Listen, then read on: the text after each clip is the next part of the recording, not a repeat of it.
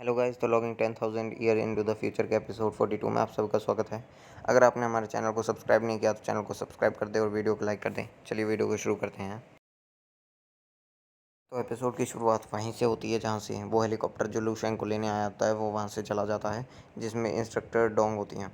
फिर वहाँ पर कुछ लड़के कहते हैं उसके जाने के बाद हेलीकॉप्टर के कि ये तो बहुत ज़्यादा ऑर्डिनरी सा जीनियस था, तो इसके लिए ये हेलीकॉप्टर क्यों आया, शायद से इसका बैकग्राउंड बहुत ज़्यादा अजीब है। फिर अगले सीन में मिंगलिंग डैन डैन से कहता है कि आखिर ये लड़का कौन था डैन डैन, और जो इसका बैकग्राउंड है वो क्या है, क्या तुम मुझे इसके बारे में बता सकते हो ये, क्योंकि मुझे बहुत ज़्यादा अजीब लग रहा है, इसका बैकग्राउंड बहुत ज़्यादा खास होने वाला है। जो डैन डैन है वो मिंगलिंग की तरफ बहुत ज़्यादा गुस्से से देखती है और जो जी शेंग है उससे कहती है कि जी शेंग चलो यहाँ से चलते हैं, हम एक जो टैक्सी है उसे पकड़ लेंगे और वहाँ से अपने जो लियांग चेंग सिटी है वहाँ तक पहुँच जाएंगे, हमें इनकी कोई ज़रूरत नहीं है। फिर डैन डैन वहाँ से गुस्सा करके जाने लगती है और जो वो हुई है और मिंगलिंग है वो बहुत ज़्यादा अपने आप में पछता रहे होते हैं और डर रहे होते हैं कि आखिर जो लूशेंग है वो उनसे बदला ना ले लें उनके उसके साथ ऐसा व्यवहार करने की वजह से, क्योंकि जो लूशेंग है उसका जो बैकग्राउंड है वो ज़्यादा ही खास है। फिर हमारा सीन चेंज होता है और हमें हेलीकॉप्टर का सीन दिखाया जाता है। फिर लूशेंग बोलता है कि ये मेरा पहली बार है कि मैं कभी हेलीकॉप्टर में बैठा हूँ, और जो ये जगह है जब मैं हेलीकॉप्टर में बैठा हूँ तो मुझे यहाँ से जो ये शहर है वो ऐसा लग रहा है जैसे जो इसकी बिल्डिंग्स है वो लीगोस से बनी हुई हो या फिर ब्लॉक से बनी हुई हो, और ये देखने से तो ऐसा लग रहा है जैसे मैं किसी लीगोस के शो को देख रहा हूँ। इंस्ट्रक्टर डोंग क्विंग ये कहती है कि अच्छा तो तुम्हें ये पसंद है, तो अगर ऐसी बात है तो तुम फ्यूचर में हमारा जो ईस्टर्न मिलिट्री रीजन है उसे ज्वाइन क्यों नहीं कर लेते। फिर जो लूशेंग है वो कहता है कि अच्छा अगर मैं ऐसा करूँगा तो मुझे लगता है कि तुम मुझे जो ये हेलीकॉप्टर है इसके जैसा ही एक हेलीकॉप्टर गिफ्ट के रूप में दोगे, है ना। फिर इंस्ट्रक्टर कहती है नहीं, मेरा मतलब ऐसे नहीं था, मेरा मतलब ये था कि अगर तुम्हें ये पसंद है तो तुम अगर फ्यूचर में हमारे रीजन को ज्वाइन कर लोगे तो अगर तुम्हें कुछ ऑपरेशन चाहिए होगा करना होगा तो तुम्हें सुबह से लेकर शाम तक इसमें घूम सकते हो और अलग अलग जगह पर जा सकते हो।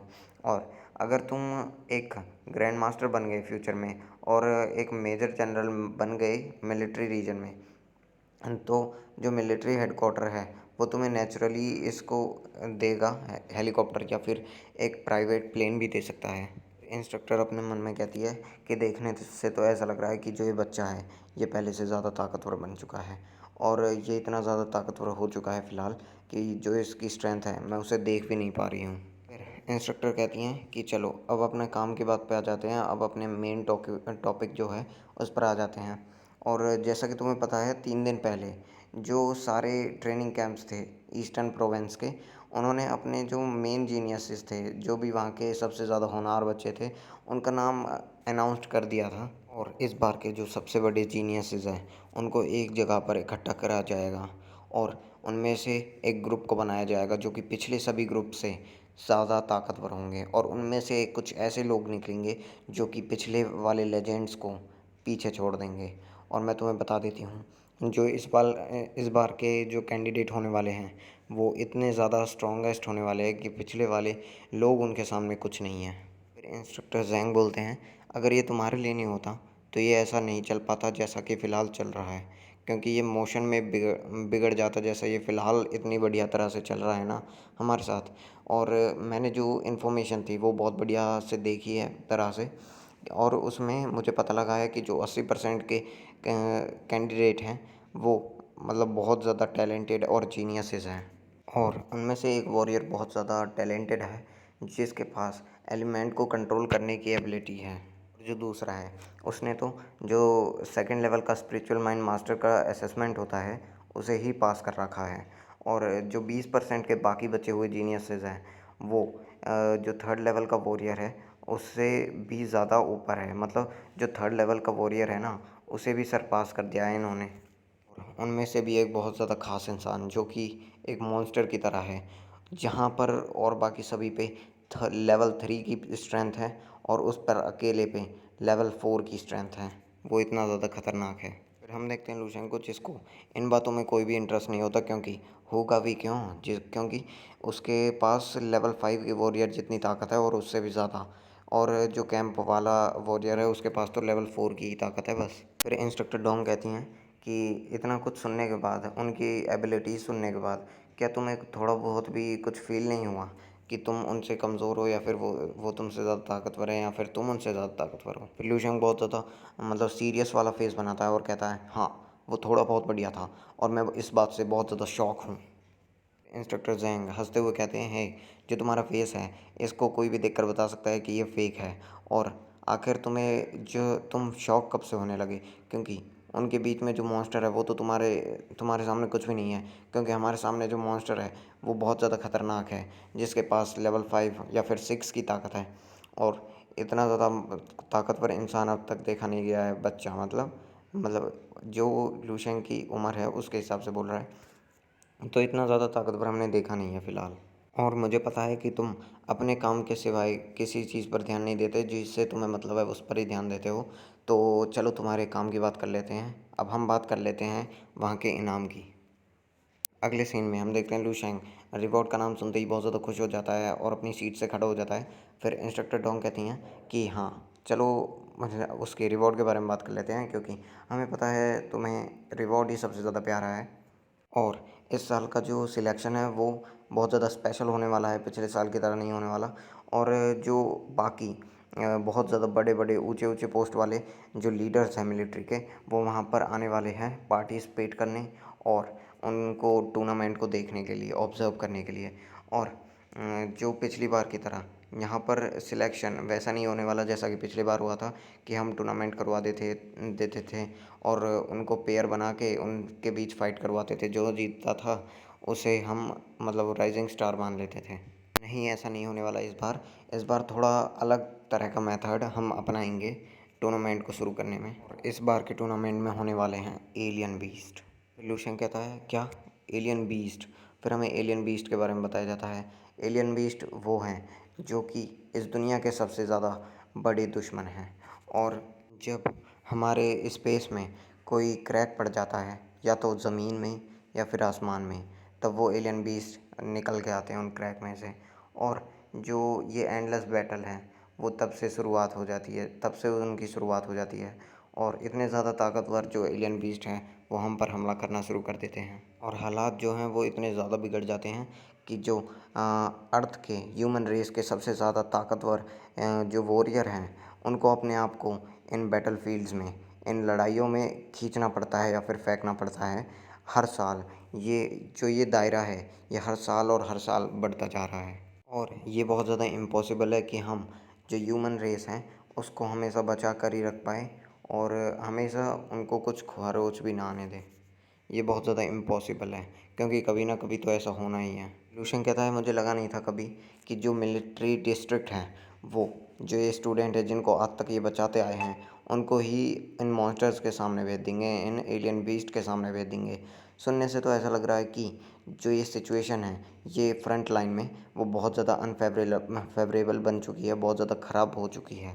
फिर इंस्ट्रक्टर डोंग कहती हैं, हाँ, ये सही है, क्योंकि जो बाकी कंट्रीज़ हैं, हमारी कंट्री और बाकी कंट्री, वो एक साथ मिलकर जो ये प्रॉब्लम है, जो ये हमारे ऊपर दिक्कत आन पड़ी है, इसको मतलब तोड़ने की कोशिश कर रही है। और जो डिसीज़न उन्होंने निकाला है वो है कि जितने भी जो फ्यूचर के जीनियसेस हैं, जिनके पास बहुत ज़्यादा अनबिलीवेबल टैलेंट है, उनको एक साथ लाया जाए और उनको हम अडॉप्ट करेंगे।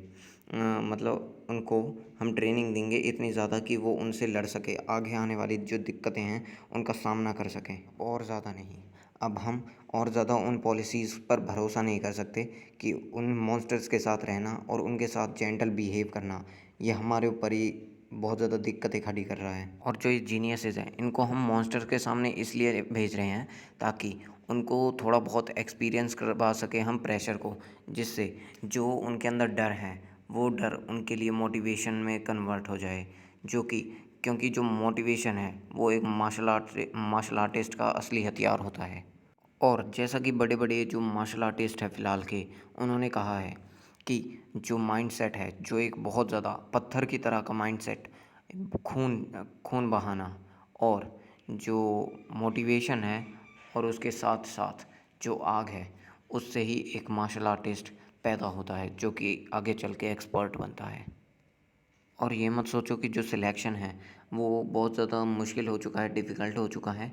ये भी सोचो कि जो रिवॉर्ड्स हैं, इनाम हैं, वो भी बहुत ज़्यादा जेनरस हो चुके हैं, बढ़िया हो चुके हैं।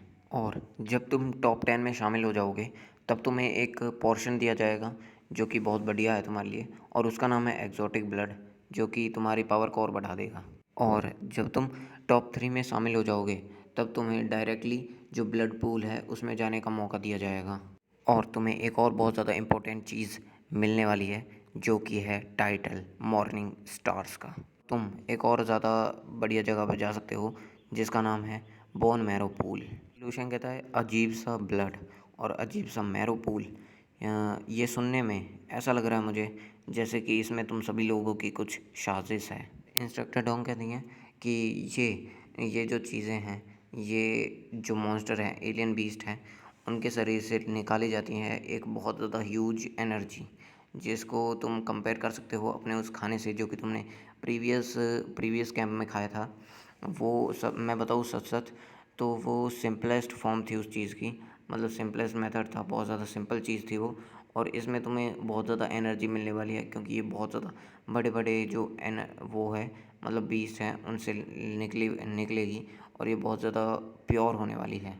और एलियन ब्लड एक ऐसी चीज़ है जो कि एक्सट्रैक्ट किया गया है एलियन फ्लूइड के साथ, जो कि उनके एलियन बीस्ट के सेल्स से निकलता है। और जो ये मैरो है, ये स्पिरिचुअल फ्लूइड होता है जो कि अलग तरह के क्रिएचर से निकाला जाता है, जो कि बहुत ज़्यादा ख़ास होता है। और जो इस समय के जो रिवॉर्ड्स हैं वो बहुत ज़्यादा ख़ास होने वाले हैं, जो कि मिलिट्री डिपार्टमेंट है, उसने इस बार के जो रिवॉर्ड्स हैं वो लेवल 4 से ऊपर के ही रखे हैं।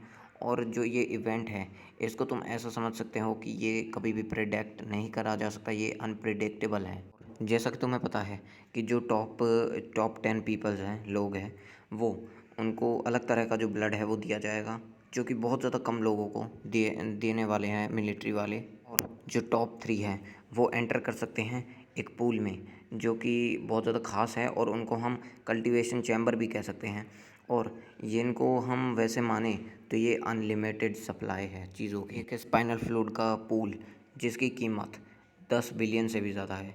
फिर लूशंग बहुत ज़्यादा घबरा जाता है और कहता है इतना ज़्यादा एक्सपेंसिव चीज़, ये तो बहुत ज़्यादा ख़ास है और ये इसमें अनलिमिटेड सप्लाई भी प्रेजेंट है। फिर लूशंग अपने मन में कहता है कि जो इमॉर्टल बॉडी कल्टीवेशन है, यानी कि स्टीलर बॉडी रिफाइनिंग टेक्निक है, उसको बहुत ज़्यादा अमाउंट में जो एनर्जी सप्लाई है वो चाहिए होती है, तो ये मेरे लिए बहुत ज़्यादा बढ़िया अपॉर्चुनिटी है। और अगर मैं जो ये मैरो रिफाइनिंग पिल है और जो मसल स्ट्रेंथनिंग बॉडी टॉनिक है उसको भी लूँ, तो मुझे नहीं लगता कि मैं बहुत ज़्यादा जल्दी उसको अपने फर्स्ट लेवल को भी कल्टीवेशन के कंप्लीट कर पाऊँगा। लूशन कहता है अगर मैं बहुत ज़्यादा अमाउंट में, लार्ज अमाउंट में फ़ॉरेन ब्लड या फिर फ़ॉरेन मैरो को ले लूँ या फिर मैं ऑब्टेन कर लूँ कहीं से, तो मैं बहुत ज़्यादा जल्दी जो कल्टीवेशन है उसको अपनी को पूरा कर लूँगा बहुत कम समय में।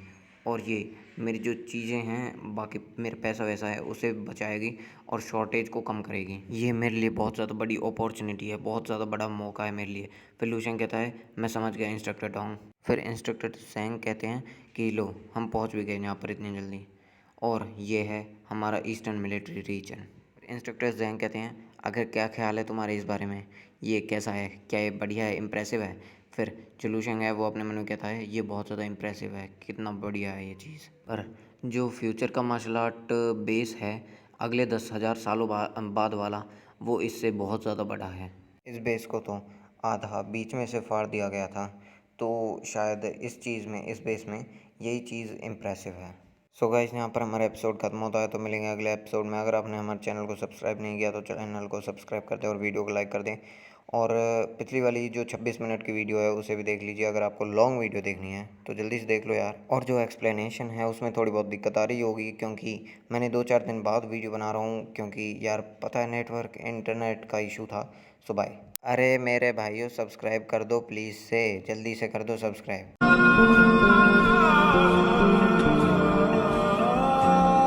दवाई है मेरी खोपड़ी में कितना टेंशन है तेरे को मालूम क्या? दवाई है रे।